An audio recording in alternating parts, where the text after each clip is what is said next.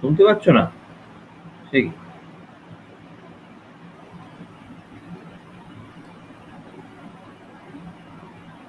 আচ্ছা, দেখতে পাচ্ছ স্ক্রিনটা? কেন পাচ্ছ না? হ্যাঁ, স্ক্রিনটা দেখা যাচ্ছে?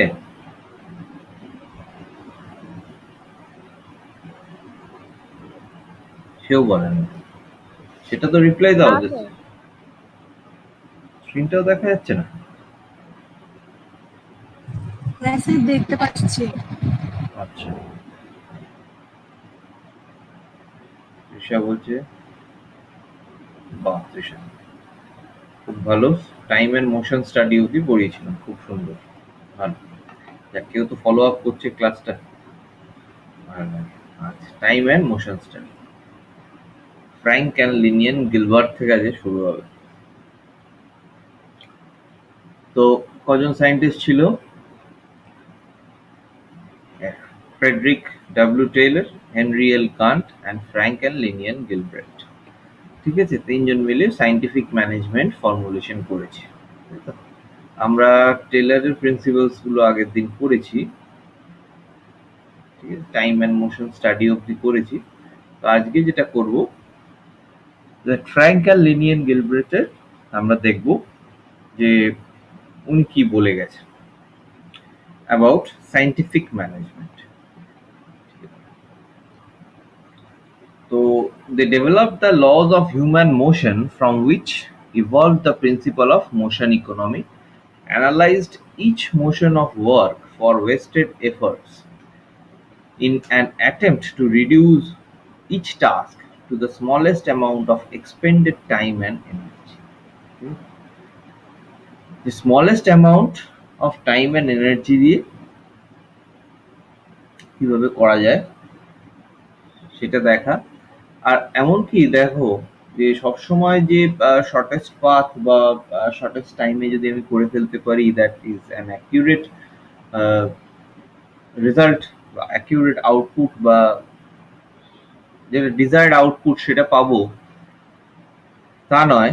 ঠিক আছে, it may result in wasted efforts also. ঠিক আছে, may result in wasted efforts. তো সেটারও অ্যানালাইজেশন আমাদেরকে করতে হবে। তার জন্য আরো কিছু ধরো ম্যানেজমেন্ট টুলস, যেমন ধরো পরেরটা হেনরি গান্টের জায়গায় আমরা দেখব যে গান্ট চার্ট সে নিয়ে আসছে to analyse this kind of path. ঠিক আছে, কিভাবে করা যায়, কতটা ভালোভাবে করা যায়, কতটা ওয়ার্ক পেন্ডিং পার ডে, তো সেইগুলোকে ফর্মুলেশন করা যায়, সেগুলো দেখবো। এছাড়া ধরো আমাদের আরো কিছু ম্যাথামেটিক্যাল টেকনিক্স আছে ইন ম্যানেজমেন্ট, যেমন ধরো ক্রিটিক্যাল পাথ মেথড, ঠিক আছে, পিআরটি। তারপর ধরো optimisation is a part of management, আগের দিন যেটা করাচ্ছিলেন আমাদের কিংসুক স্যার, তোমরা দেখলে। হ্যাঁ, তো সেখানে linear programming, simplex method, graphical method, linear programming, finding the feasible solution. এছাড়া ধরো আরো কিছু ওয়েজ আউট আছে, যেমন ধরো অ্যাসাইনমেন্ট প্রবলেম, ঠিক আছে, ট্রান্সপোর্টেশন প্রবলেম। তো এই জিনিসগুলোকে আমাদেরকে পড়তে হয়, আমাদের পড়তে কিন্তু হয় এই জিনিসগুলো। তুমি বললে স্যার আমাদের কি এখন আছে?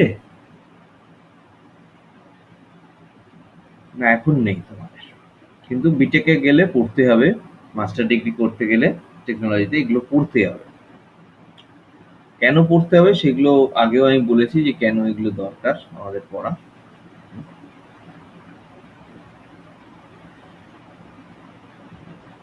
কেউ কেউ থিওরিটিক্যালি সেগুলো ফলো করে কাজ করে, কেউ কেউ প্র্যাকটিক্যালি সেগুলোর ভেতরে ইনভলভ হয়ে কাজ করে।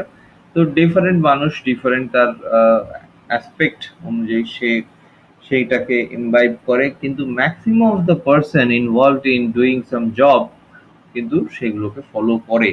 ঠিক আছে, অপটিমাইজ সলিউশন ফাইন্ড আউট করার চেষ্টা করে, আমরা প্রত্যেকেই করি, তাই না? তোমরা ধরো এক্সামে কতটা জিস্ট আউট করে পড়া যায়, মানে কি that is also doing some optimisation. ঠিক আছে, কিভাবে স্মলেস্ট অ্যামাউন্ট অফ টাইমে এনার্জিতে আমরা ফুল টাস্কটা কভার আপ করতে পারি। সেটাই এখানে দেখো লেখা আছে। Reduce each task to the smallest amount of expended time and energy.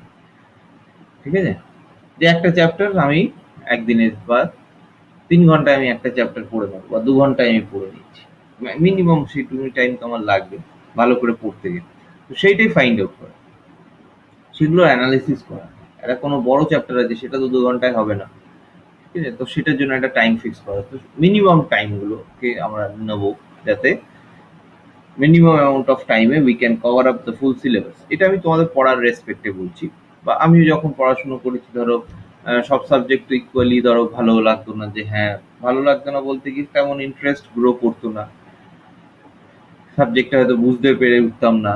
ঠিক আছে, একটুখানি ইন্টেন্স সাবজেক্ট, ডিফিকাল্ট সাবজেক্ট।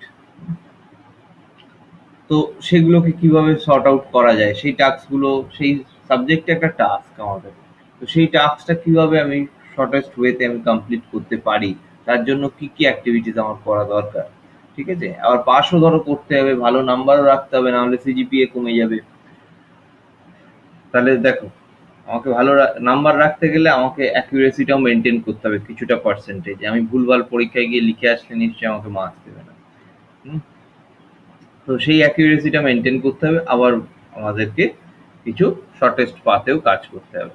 তো সেইগুলো নিয়েই একটা হোল একটা জিনিস ফরমেশন করা। ঠিক আছে, তাতে ইকোনমিক্যাল মুভমেন্টও হতে পারে। ইকোনমিক্যাল মুভমেন্ট বলতে ফাইন্যান্সিয়াল গেইন হতে পারে মেবি।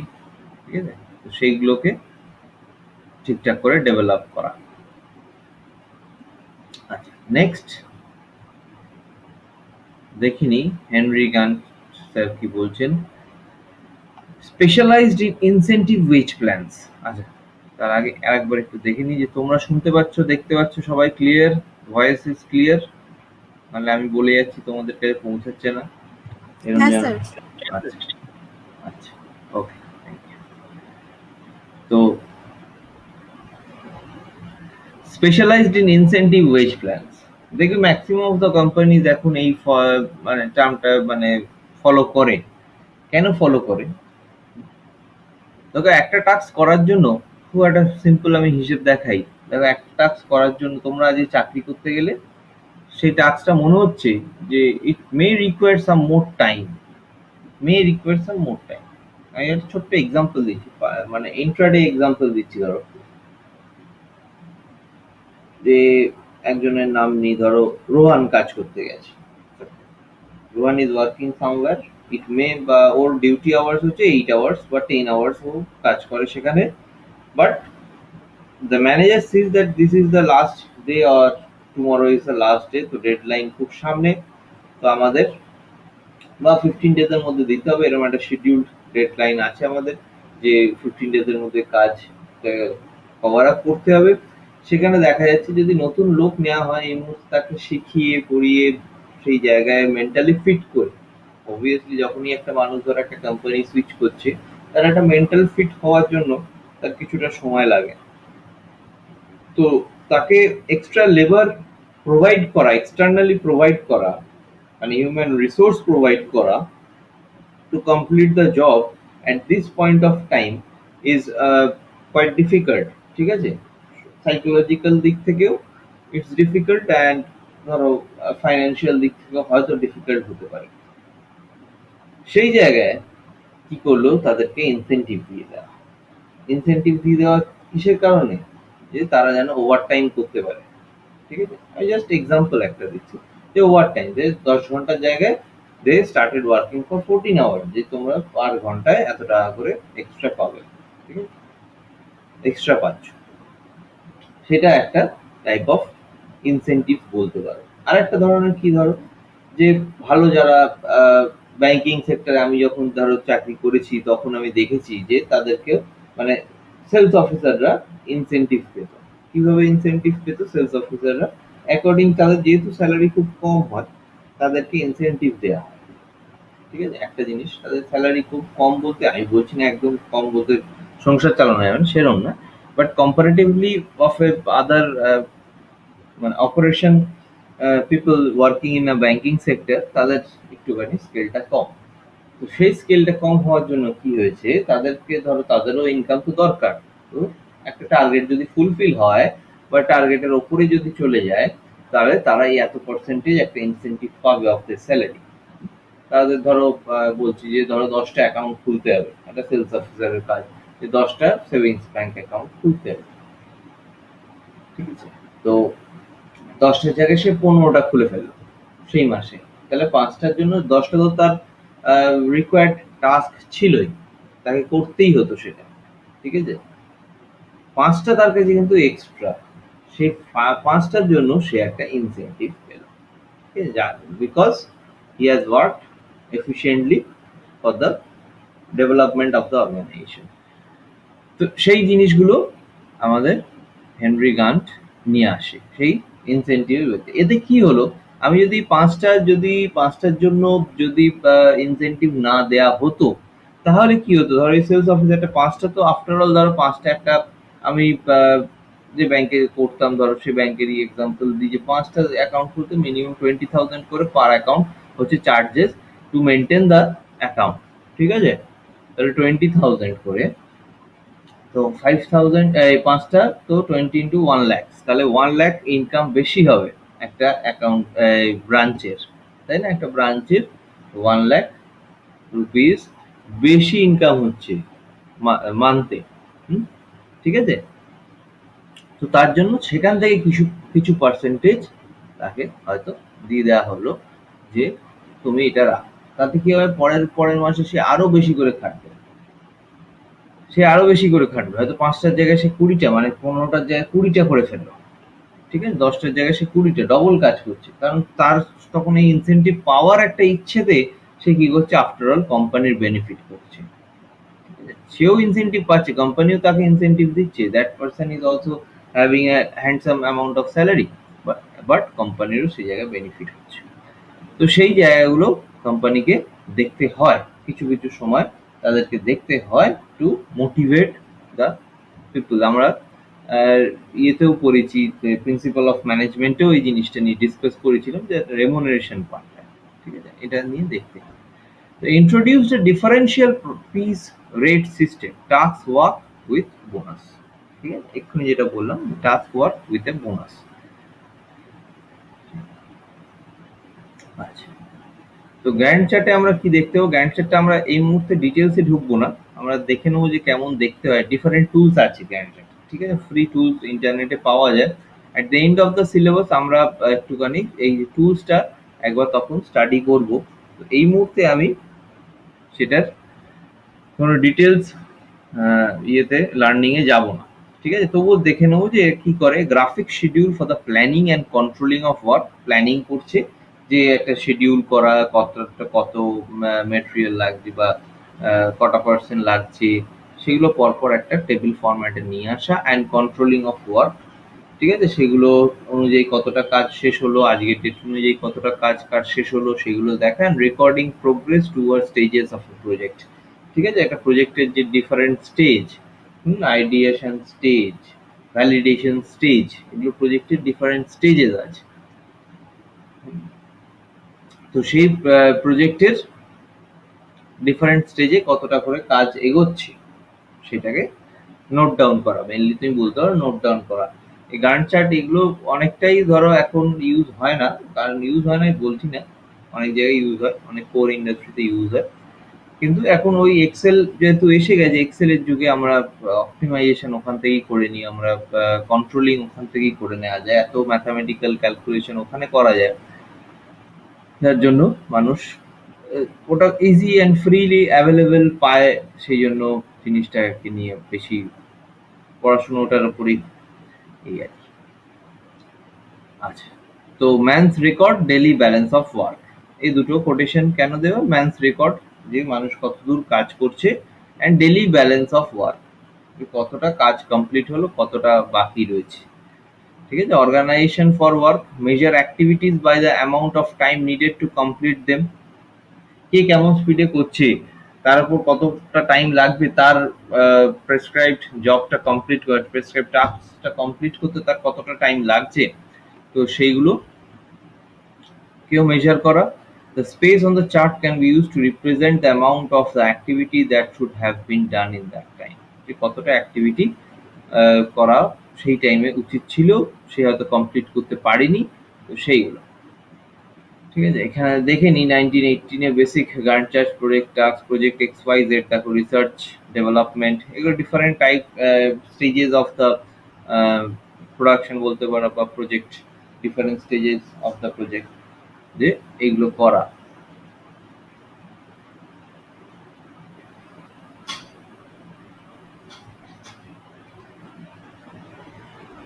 আচ্ছা, এখানে দেখো একাডেমিক শিডিউলার, যে সব দেয়া আছে দেখো। ইনস্ট্রাক্টর, তার ডেজিগনেশন, কোন রুমে ক্লাস হবে, কোন ডেটে কতটা কমপ্লিট হচ্ছে, সেগুলো সবকিছু দেয়া আছে। ঠিক আছে, এই কোন ক্লাসটা আছে, ধরো এখানে ইংলিশে ধরো ল্যাঙ্গুয়েজের ক্লাস, ঠিক আছে, এখানে বায়ো বলে যে ক্লাস, বায়ো 202, এখানে সায়েন্সের ক্লাস এটা। ঠিক আছে, কটা পিরিয়ড ধরে আছে এখানে, এইগুলো আর কি ছোট ছোট করে দেখা। ডেলি অ্যান্ড আওয়ারলি গান চার্ট, অনেক ধরনের ডিফারেন্ট টাইপস অফ এক্সাম্পল দেখতে পাচ্ছ, এরোস্পেস কোম্পানিতে কিভাবে ইউজ হয়। ঠিক আছে,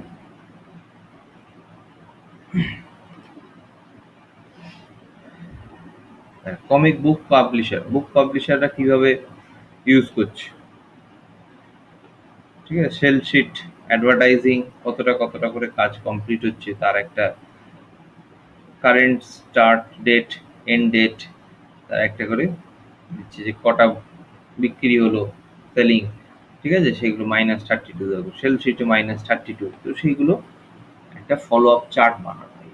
ডিফারেন্ট টাইপস অফ চার্ট আছে, time line Gantt chart, American president, তো সেও সেগুলো ফলো করে।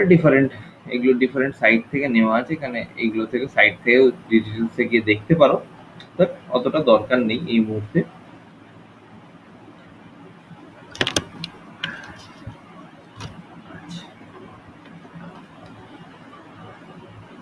হেনরি লরেন্স গ্যান্ট মেডেল, তো এই কিছু প্রাইজ ডিস্ট্রিবিউশন হয় যারা খুব সুন্দরভাবে কাজ করে এগুলোর ওপর, ডিফারেন্ট ম্যানেজমেন্ট টেকনিক্সের ওপর যারা খুব সুন্দরভাবে কাজ করে, তাদের জন্য কিছু অ্যাওয়ার্ড সেরিমনিও হয়। ঠিক আছে, American society of mechanical engineers, অ্যাসমা। ঠিক আছে, তো এখান থেকে দেওয়া হয় distinguish achievement in management and service to the community. তো through a good management you provide a good service to the community. ঠিক আছে, আফটার অল তুমি যে কাজ করছো, তোমার ইন্ডাস্ট্রি যেভাবে ডেভেলপ করছো, whether you are forming a industry or you are part of the industry, যে কারোই হোক, তোমার স্কিলসের জন্য বা ম্যানেজমেন্ট স্কিলসের জন্য যদি ইন্ডাস্ট্রি ডেভেলপমেন্ট হয়, তো সেখান থেকে কিছু অ্যাওয়ার্ড অ্যাওয়ার্ড দেওয়া যেতে পারে। ঠিক আছে, তো কি কনসেপ্টগুলো এখানে উইনার্স কিছু আছে, তাদের আর আমি ডিসকাস করছি না, কারণ সেটা দরকার নেই এই মুহূর্তে, তোমরা পরে এটা দিলে দেখে নেবে। অনেকটা আছে, একটু ফাস্ট যাই, আজকে এটা কমপ্লিট করতে হবে, কারণ নেক্সট ইউনিটটা আমাদের পরের দিন থেকে ধরতে হবে। আচ্ছা, তো কি কনসেপ্ট কি কি আমরা দেখলাম, that scientific task planning, scientific ওয়েতে আমাদের টাস্কটাকে প্ল্যান করতে হবে। টাইম অ্যান্ড মোশন স্টাডি, ঠিক আছে, উইদিন টাইম ফ্রেম আমাদের কিছু কমপ্লিট করতে হবে। স্ট্যান্ডার্ডাইজেশন একটা স্ট্যান্ডার্ড ওয়েতে করতে হবে। ডিফারেন্সিয়াল পিস রেট সিস্টেম, যেটা আমাদের ইনসেন্টিভের ব্যাপার। ফাংশনাল ফোরম্যানশিপ, ঠিক আছে, ফাংশনাল আমাদের আমাদের ওই কি বলবো, ধরো মানে ফাংশনাল বলতে যারা ধরো কাজ করছে না, তাদের অপোজিট আর ফাংশনাল, মানে the people those who are working.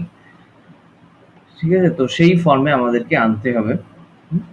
আর কিছু ম্যানেজমেন্টের কোশ্চেন যেগুলো আমাদেরকে ফলো করতে হয়, মানে ফলো করতে হয় বলতে আমরা কোশ্চেন করে থাকি আমাদের নিজের মনে, যখন আমাদের এক্সটার্নালি কোশ্চেন করার জায়গা নেই, আমাদের নিজের মনেও আমরা করি, যে এই যে কোশ্চেনগুলো what, how, who, where, when, why. ঠিক আছে, এই কোশ্চেনগুলো আমাদের লাইফে কিন্তু লাইফের জন্য, লাইফ ডেভেলপমেন্টের জন্য কিন্তু আমাদের এগুলো দরকার। ঠিক আছে, জানাটা দরকার।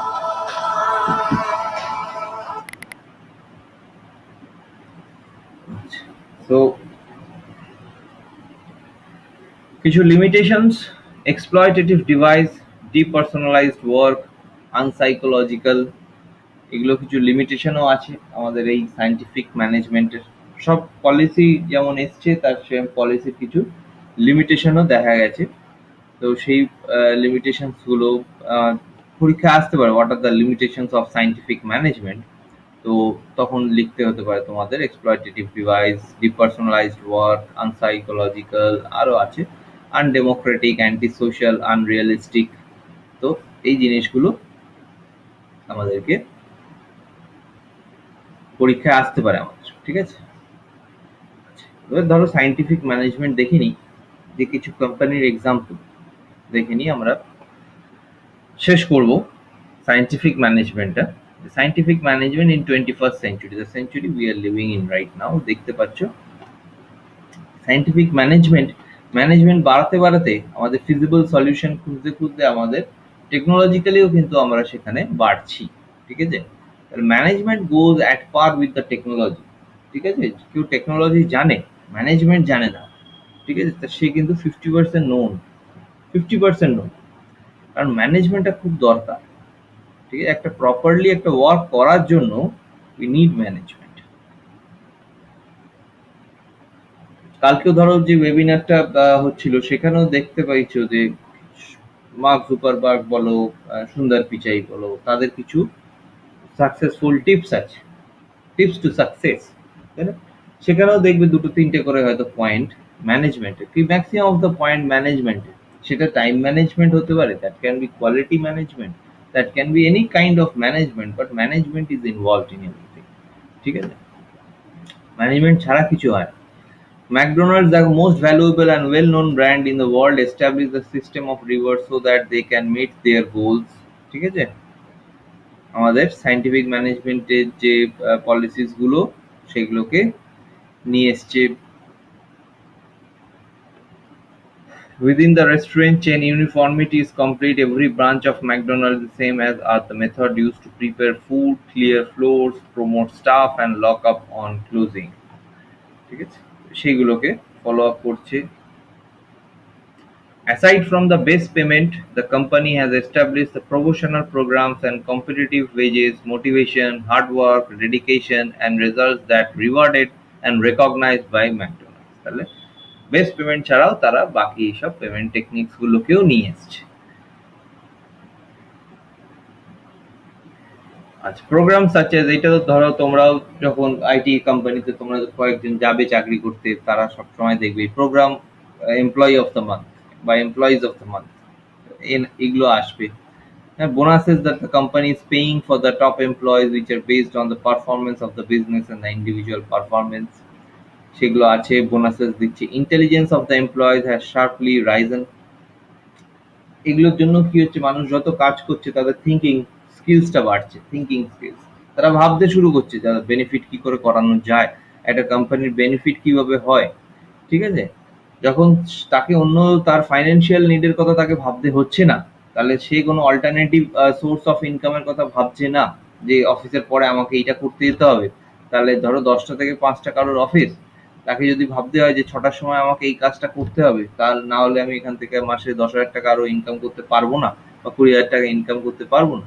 তো সেই ইনসেন্টিভটাই যদি একটা এমপ্লয়িকে 10টা থেকে 5টার মধ্যে দিয়ে দেওয়া হয়, সে বেশি করে খাটবে, হয়তো সে 10টা থেকে 8টা অব্দি কেটে দেয় 5টার জায়গায়, ঠিক আছে? তো তার জন্য কি হচ্ছে, তার যে থিঙ্কিং স্কিলস, তার ক্রিয়েটিভ স্কিলস, সেই স্কিলস গুলো তার আলটিমেটলি বেড়ে যাচ্ছে, কোম্পানির জন্য বেনিফিট হচ্ছে সেখানে, ঠিক আছে? তার ইন্টেলিজেন্স বেড়ে যাচ্ছে, তো সে বেশি কাজের ভেতর ইনভলভ হচ্ছে, তার রেসপন্সিবিলিটি, এগুলো জিনিসগুলো আরো কিছু ট্রেটস যেগুলো দেখা দরকার আমাদের একটা এমপ্লয়ি হিসেবে, তো সেগুলো বাড়ছে আস্তে আস্তে। Contributing to the social well-being and development of the individual employees. Scientific management also provides the company with the means to achieve economies of scale, ঠিক আছে? ইকোনমিজ কিভাবে মেনটেন করব, সেগুলো মানে ফাইন্যান্সিয়াল ডেভেলপমেন্ট কিভাবে হবে একটা কোম্পানিতে, সেগুলো মেনটেন করা। Higher levels of access to technology and information, ফ্লেক্সিবিলিটিটা খুব দরকার। এখনকার ম্যাক্সিমাম অর্গানাইজেশন দেখবে ফ্লেক্সিবল ওয়েতে কাজ করে। ফ্লেক্সিবল ওয়েতে কাজ করে মানে তাদের কোনো নির্দিষ্ট টাইম ফ্রেম নেই যে হ্যাঁ আমাদের 10টা থেকে 5টা অবধি বসতে হবে, 5টার পরে বসবো না। ঠিক আছে? হতে পারে তুমি 1 ঘন্টা লেটে যাও, তুমি 2 ঘন্টা পরে এসো। ঠিক আছে? কোনো অসুবিধে নেই। কোম্পানি তোমার কাজটা নিয়ে ইনভলভ যে আমার এটা ডেডলাইন আছে, তো ডেডলাইনে যেন কাজটা কমপ্লিট হয়ে যায়। সেই জিনিসটা কিন্তু কোম্পানি দেখবে বা দেখে। এখনকার দিনে কোম্পানিগুলো যেমন দেখে, যার জন্য ওয়ার্ক ফ্রম হোমটা কারোর কাছে এখন আর মানে প্রথম ভাবছিল যে কি করে এত আইটি কোম্পানি চলবে। তো এখন তারা বলছে আমাদের দরকারই নেই আসার। আমাদের তো ওখানে বিল্ডিং এর রেন্ট বেঁচে যাচ্ছে, ইলেকট্রিসিটি বেঁচে যাচ্ছে। আমরা যদি এমপ্লয়ীদের কিছু টাকা বেশি দিয়ে দিই তাহলেও আমাদের অনেক টাকা বেঁচে যাবে। ঠিক আছে? তো সেই জিনিসগুলো দেখা যাচ্ছে। আচ্ছা, তো কনক্লুড করার জন্য কি বলা যেতে পারে, scientific management is still very much a part of any organisation in 21st century. Divide between management functions and work function have been employed widely at all levels and in all industries. It is perhaps then better to accept that as a complete theory, scientific management is not visible in modern organization. However, elements of it are so relevant that they have become deeply ingrained in all modern organization and are the very reasons why management has taken on new dimensions in the 21st century. ঠিক আছে? তো 21st century মানে এখনকার দিনের organisation যে একদম 100% scientific management follow করে কাজ করে তা না। They develop according to the situation, they develop their policies, they develop their constants outcome. তো সেগুলোকে তারা ডেভেলপ করছে, but keeping in mind the policies of scientific management. তো সেইগুলো যেহেতু দেখো একটা জিনিস একটা ভাবতে হবে যে কেন এটাকে বেসও রেখেছে। প্রথম তো দেখো স্ট্রাকচারটা আমাদের খুব সুন্দর হওয়া উচিত। ঠিক আছে?